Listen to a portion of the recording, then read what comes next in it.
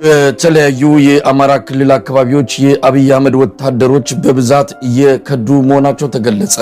2000 በላይ የአብይ አህመድ ሰራዊት አባላት ከምድባቸው ተለይተው ጠፍተዋል። አብዛኞቹ ከፋኖ ጋር ተቀላቅለዋል። የአገዛዙ ኮማንዶ አባላት መደበኛ ተዋጊዎች ባገኙት ቀዳዳ እየሾለኩ እጃቸውን እየሰጡ መሆናቸውን ነው አንከር ሚዲያም ከተለያዩ አካባቢዎች ከደረሱት መረጃዎች ለማወቅ የቻለው። ሰራዊቱ በሞራል ተዳክሟል። ምግብ የማይቀርብለት በመሆኑም ከፍተኛ አካላዊ መጎሳቆል እንደሚታይበትም ከፋኖ አመራሮች የተገኘው መረጃ ያስረዳል። የዘውትር ተባባሪያችን በዚህ ዙሪያ አጭር ሪፖርት ልኮልናል። በተለያዩ የአማራ ክልል ከተሞች የመከላከያ ሰራዊት በተለይ ካምፕ ሰርቶ በተቀመጠባቸው አካባቢዎች ከተሞች ላይ በሚንቀሳቀሱበት ጊዜ አካባቢው ማህበረሰብ ጋር እየተገናኙ የሚያጠፉ ወጣቶችን ተገናኙ በርካታ ሰራዊት ወደ ፋኖ እየገባ ይገኛል። በዚህ ሳምንት የተለየ ነው። ከዚህ በፊትም በውጊያ በተናጠል ምናምን እየጠፉ መሳሪያቸውንም ይዘውም ሳይዙም እየጠፉ የነበሩ የመከላከያ ሰራዊት አባላት አሉ። አሁን ግን በቡድን በጋንታ ተደራጅተው የከተማው ወጣቶች የሚያጠፉ ወጣቶች ጋር በመገናኘት እየጠፉ ስለተቸገሩና በየተፈራ ካምፕ በተቀመጡበት ላይ የከሳ የመነመነ የመጣ ሰራዊት በመሆኑ ከከተሞች በመሸሸት አዳዲስ ካምፖችን እየመሰረቱ ተቀመጡ ነው። ለዚህም እንደ ዋነኛ ምሳሌ ሊሆን የሚችለው በተለይ በትናንትናው ዕለት ቲሊሊና አዲስ ቅዳም የሚባሉ ሁለት ከተሞች አሉ። በአማራ ክልል በአገዋዊ ዞን የሚገኙ ትልልቅ ከተሞች ናቸው። ምናልባትም ከኮሶበር ከተማ በቅርብ ርቀት የሚገኙ ሁለት ከተሞች ናቸው። በእነዚህ ከተሞች ላይ ለበርካታ ጊዜ የመከላከያ ሰራዊት አንዴ ይዘዋል፣ አንዴ ፋኖ ይዘዋል፣ መከላከያ ይዘዋል፣ እየተፈራረቁ ይዘውት ነበረ። አሁን ግን እየጠፋ ስለተቸገረባቸው ለቀው ተሰባስበው አንድ ቦታ ላይ ከተሞችን ለቀው ሂደዋል። ወዲያውኑ ፋኖ ከተማዋን ተቆጣጥሯል። እንደዚህ በምሳሌነት በትሊሊና በአዲስ ቅዳም ላይ ታል የሰጠሁ እንጂ በተለይ በዛ አካባቢ ላይ ግንጃ ቤት ማርያም፣ ከሳ ምንም የሚባሉ ከተሞችን ሙሉ በሙሉ የመከላከያ ሰራዊት ለቆ አሁን ፋኖች እየገቡ ይገኛሉ በዚህ ሰዓት። ሌላው እንግዲህ በደብረ ማርቆስ ከተማ በትናንትናው ዕለት የመምህራን ኮሌጅ የሚባል ቦታ አለ። የመምህራን ኮሌጅ የመከላከያ ሰራዊት አባላት ግቢ ውስጥ ካምፕ ሰርተው ተቀምጠው ነበረ። ነገር ግን የመከላከያ ሰራዊቱን አባላት በጣም በጣት የሚቆጠሩ የፋኖ ኃይሎች ውስጥ ሰርገው በመግባት የማደናገሪያ ተኩስ በመክፈት እርስ በርሳቸው እንዲጋደሉ አድርገዋቸዋል። እነዚህ የመከላከያ ሰራዊት አባላት ውስጥ አዋቂ ምንጮች በዝርዝር እስካሁን ድረስ ሪፖርት ባያቀርቡልኝም ነገር ግን በቁጥር በርካታ ሰራዊት እንደተገደለ፣ ነገር ግን በጣት የሚቆጠሩ የፋኖ ኃይሎች በካምፕ ውስጥ ገቡ ምንም ጉዳት ሳይደርስባቸው ወጥተዋል። በማደናገሪያ ተኩስ ከፍተኛ ጉዳት ደርሶባቸዋል፣ ደንግጠዋል፣ ተረብሸዋል የመከላከያ ሰራዊት አባላት። ሌላው በደብረ ታቦር ከተማ አቅራቢያ ማህደረ ማርያም ተብሎ የሚጠቀሳለ። እንግዲህ በደቡብ ጎንደር አካባቢ በርካታ ወረዳዎች በፋኖ ቁጥጥር ውስጥ ነው የሚገኙ። ከደብረ ታቦር እና ከክምር ድንጋይ እና ከወረታ ውጪ አብዛኛዎቹ ከተሞች በፋኖ ኃይሎች ተይዘው ነው የሚገኙ። ነገር ግን እነዚህም ከተሞች መቆጣጠር ባለመቻሉ በደብረ ታቦር ከተማ ላይ በትናንትናው ዕለት የፋኖ ኃይሎች ጠግተው አድረው ሊነጋጋ ሲሉ ውጊያ ከፍተውበታል። ከፍተኛ ጉዳት ደርሶበታል። የሞቱና የቆሰለውን አሁን መጥቀስ አይቻልም። ውጊያው በእርግጥ ቆሟልኝ፣ ነገር ግን ከፍተኛ ጉዳት ነው የደረሰበት። ደብረ ታቦር ከተማ ጥግ ላይ ማለት ነው። በከተማ አስተዳደሩ ስር የሚገኝ ከተማ ነው። በአጠቃላይ ለምንድን ነው የመከላከያ ሰራዊት አባላቱ ለምንድን ነው የሚጠፉት? እየከዱ የሚሄዱት ስለምንድን ነው? እቃቸውን ይዘውም ሳይዙም እየሄዱ ያሉት ምክንያቱ ምንድን ነው ብለን መጠየቅ ያለብን ይመስለኛል። በተለያየ የመከላከያ ካምፕ ሰርቶ በተቀመጠባቸው አካባቢዎች የሰራዊት በደል እየደረሰበት ነው። በተለይ በአመራሩ ዘንድ ምንም ከደረቅ ኮቸሮ በስተቀር 6 ወርና 5 ወር ምንም አይነት እርጥብ ምግብ ያልበሉ የመከላከያ ሰራዊት አባላት ወደ ከተሞች ሲገቡ በፍተሻ ሰበብ የከተማ ነዋሪዎችን ወደ የቤት ይገቡና ሞሰብ ሲያዩ አይናቸው እያሰቀለለ እባካችሁ እርጥብ ምግብ ስጡን፣ ወጥና እንጀራ ከበላን 5 ወር 4 ወር ሆኖናል እያሉ ምግብ እንጀራ ህብረተሰቡን እየለመኑ እየተመገቡ ነው የሚገኙት። ከፍተኛ በደል ደርሶባቸዋል። በጣም ከስተዋል፣ ተጎሳቅለዋል። ልብሳቸው በላያቸው ላይ አልቋል። አንዳንዶቹም እንደምንሰማው ከሆነ በብብታቸውና በጫማቸው በካልሲያቸው ውስጥ ተባይና ቅማል የወረራቸው የመከላከያ ሰራዊት አባላት ናቸው። በተለይ በጎጃም አካባቢ በአብዛኛው ወረዳዎች ሰራዊቱ ተጎሳቅሎ ነው የሚገኘው። ትጠፋላችሁ እያሉ ይቀጧቸዋል። በውጊያ ላይ ሆን ብላችሁ ሽሽት አድርጋቸዋል ብለው ጉድጓድ ያስቆፍሯቸዋል፣ ይደበድቧቸዋል። ገላቸውን እንዳይታጠቡ ሰውነታቸውን ልብሳቸውን እንዳይቀይሩ ያደርጓቸዋል። በአጠቃላይ ከፍተኛ በደል ነው የደረሰባቸው። እያንዳንዱ የመከላከያ ሰራዊት አባላት ባንክ ቡክ አለው። በአካውንታቸው ቁጥራቸው ነው የሚገባላቸው። ነገር ግን የመከላከያ አመራሮቹ የእያንዳንዱ ሰራዊት ቡክ ጠርንፎ በመያዝ ገንዘብ እንዳያወጡ በማድረግ እንዳይጠፉ ለማድረግ መከላከል እያደረጉ ነው። ነገር ግን ከህብረተሰቡ ጋር በመገናኘት ይሄንን ነገር ሰብረው እየወጡ በርካታ ሰራዊት እያመለጠ ነው የሚገኘው። በአጠቃላይ በአማራ ክልል ሰራዊቱ ፈርሷል ማለት ይቻላል። ተመልካቾቻችን አሁን ዘግይቶ በደረሰን ዜና ዛሬ በጎንደር ከተማ ብርቱ ውጊያ እየተደረገ ነው። ይህ መረጃ እስከ ተጠናቀረበት ጊዜ ድረስ የፋኖ ኃይሎች ከተማዋን በከፊል መቆጣጠራቸውን ለማረጋገጥ ተችሏል። ከጎንደር ዙሪያ ከማዕከላዊ ጎንደር የተሰባሰቡ የፋኖ ኃይሎች የአገዛዙ ሰራዊት የከፈተውን ጥቃት በመመከት በቀጥታ ወደ ጎንደር ከተማ የዘለቁ ሲሆን ለበርካታ ሰዓታት ውጊያ መደረጉ ታውቋል። የአገዛዙ ሰራዊት ከመሃል ከተማ ወደ ጎንደር መውጫ በር የሸሸ መሆኑንም ያገኘነው መረጃ ያመለክታል።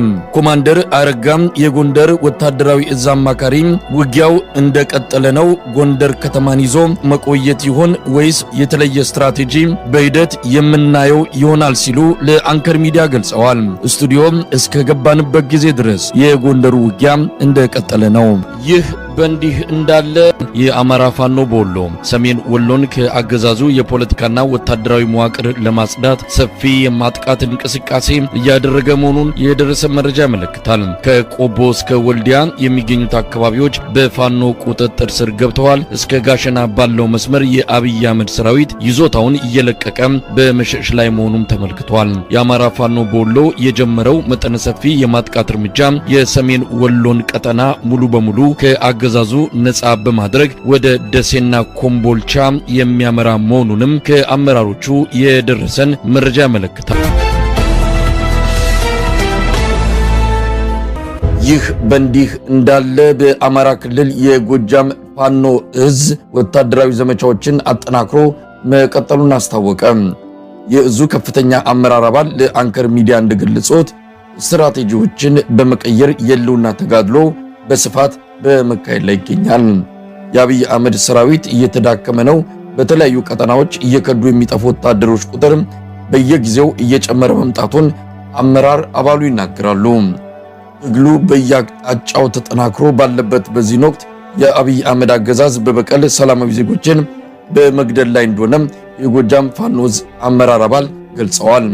ትግሉ ጋብ አላለም። በተለያዩ የስትራቴጂ ለውጦች እየተካሄደ እንደሆነም ከአንከር ሚዲያ ጋር በነበራቸው ቆይታ ገልጸዋል። አካባቢ በተለይ በዋናነት ረብ ማስተካከያዎች በየአካባቢ እየተሰጡ የፋኖ ስልጠናዎች፣ ከዛም ውጭ ደግሞ ይሄ የሰለጠነ ኃይል ወደ ጥቃትም እየገባ በተለያዩ ቦታዎች በተለያየ ቀን የተለያየ ድል አድርጓል ማለት ነው። ለምሳሌ አሁን ከዚህ ከሁለት ቀን በፊት እንኳን ብነግርህ ከአዲስ ቅዳም እስከ መራዊ ድረስ በርካታ ኦፕሬሽኖች ተሰርተዋል። እጅግ አመርቂ የሚባልም ድል ተገምቷል። በዚህኛው ቀጠና ደግሞ በአዲስ በፍኖተ ሰላም በደንበጫ በተለይ ዋድ በሚባል አካባቢ በርካታ የተሰሩ ስራዎች አሉ ማለት ነው እና ፋኖ ራሱን እያደራጀ እየተወረወረ ከተማ ሳይበግረው የትኛውም ከተማ እየገባ ጥቃት እያደረሰ ከተሞችን በአንድ ቀን መያዝ እንደሚችል እያሳየ፣ ለምሳሌ መራዊ ላይ አንድ ቀን ገብቶ ፈልገው ኦፕሬሽን ወስዶ ወጥቷል። ፍኖተ ሰላም በተመሳሳይ አዲስ በዚህ መንገድ ትልቅ ስራ እየተሰራ ነው ማለት ነው። ሰዎች ሰራዊታችን ቁመናውን እጅግ ደስ በሚል ሁኔታ ያለው ማለት ነው። መሳይ ከዚህ ጋር ተያይዞ በተለይም ደግሞ መንግስት አስቸኳይ ጊዜ አዋጁን ለ120 ቀን አራዝሞታል። ይህንን አስቸኳይ ጊዜ አዋጅ እኛ በደንብ እየተጠቀምንበት ነው። ምክንያቱም የመንግስትን ሰራዊት እያስኮበለልን የሚማረከውም እየተማረከ የሚኮበለው እየኮበለ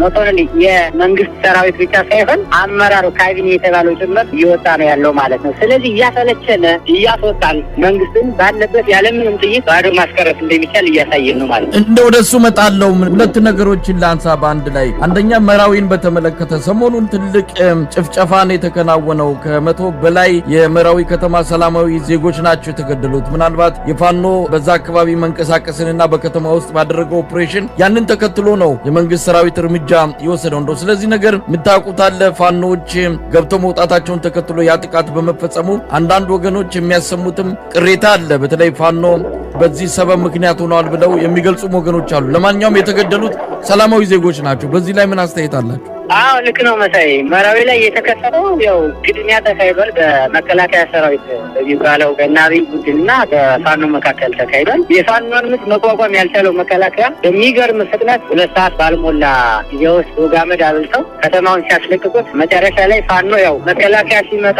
ተልኮ በተለይ እነ ብርሃኑ ጁላ የሚልኩት አማራን ጨፍጭፍ፣ አማራን ማጥፋት አለብህ፣ በተለይ ነፍስ ያለው አማራ ከተገኘ ማጥፋት አለብህ ብለው ይልኩት እንደነበር ስለሚያውቁ ከዳንግላ አቅጣጫ መከላከያ መጣ ሲባል አይ ንጹሃንን ሊጨፈጭፉ ስለሚችሉ ቦታ መልቀቅ አለብን፣ ከተማ ላይ ውጊያ ማድረግ የለብንም ብለው ከለቀቁላቸው በኋላ መጥተው የሚገርም የ4 ዓመት ህጻን የ5 ዓመት ህጻን እየጨፈጨፉ ከቤት እየዋጡ ምንም ያውቁ ንጹሃን የጨፈጨፉበት ሁኔታ አለ ማለት ነው። ስለዚህ ፋኖ ኦልሬዲ ገጥሟል እኮ ገጥሟል። ፋኖ ሲገጥም መከላከያ የተማረከ መከላከያ እንኳን አይገድልም፣ የቆሰለ መከላከያ እንኳን አይገድልም። ስለዚህ ፋኖ ምክንያት ሊሆን አይችልም። ፋኖ ለነጻነት ወጥቷል፣ እየገጠመ ነው። ማጥቃት ያለበትን ጠላት አጥቶ ዙሯል። መከላከያ ግን አላማው ህዝብን መጨፍጨፍ ስለሆነ ተልእኮው ያ ስለሆነ የሚጠበቅበትን ግን ለመንግስት አሳክቶ ተመልሷል ማለት ነው። እጅግ የሚዘገንን የሩዋንዳውን አይነት ጨፋ እየጨፈጨፍ ነው ተወልይ ባይዘይ መራይ ብቻ ሳይሆን ሌሎች ከተሞች ላይ መከላከያ ከተገደለ የግድ ንጹሃን መመታት ስላለባቸው ባገኙት አጋጣሚ ወደ ንጹሃን ይተኩሳሉ። መከላከያ ተመቶ መመታቱን የሚያውቁት ተመቶ መመለሱን የሚያውቀው ህዝቡ ንጹሃን ሲገሉ ነው ማለት ነው። እና ምልክታቸው ሆኗል። በነገራችን ላይ ወደ ተራ ሽፍታነት ስለተቀየሩ ምልክታቸው ሆኗል። መከላከያ መመታቱን የሚያሳውቁት ንጹሃንን ሲገሉ ነው። እና